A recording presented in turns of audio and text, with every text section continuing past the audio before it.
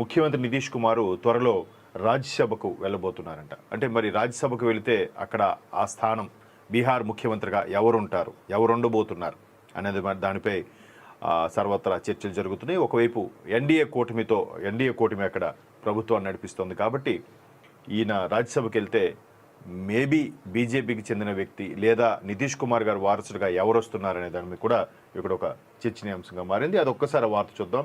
మరోవైపు బీజేపీ అధ్యక్షుడైన నితిన్ నబీన్ కూడా రాజ్యసభకు పంపించే ఆలోచనలో ఉన్నారు.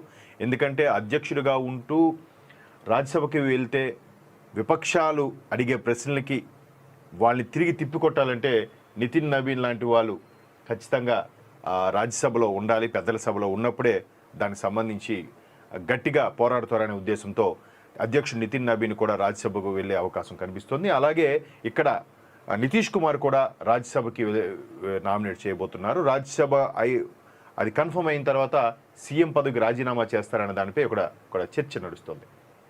నితీష్ గురువారం పాట్నాలో తమ నామినేషన్ దాఖలు చేయనున్నారు. అలాగే కేంద్ర హోంమంత్రి అమిత్ షా దీనికి హాజరవుతారు. బీహార్ అసెంబ్లీ ఎన్డీఏ కూటమి బలం 202. రాజ్యసభకు సీటు గెలవాలంటే 41 మంది ఎమ్మెల్యేల మద్దతు ఉండాలి. ఆ లెక్కన 4 నుంచి 5 ఎగువ సభ సీట్లు ఎన్డీఏ కూటమి దక్కనున్నాయి. అంటే సుమారుగా 41 అంటే 4వ వంతు ఉన్న సీట్ల దాని ప్రకారము 4వ వంతు భాగం ఒక రాజ్యసభకి ఎన్నుకునే అవకాశం కనిపిస్తోంది.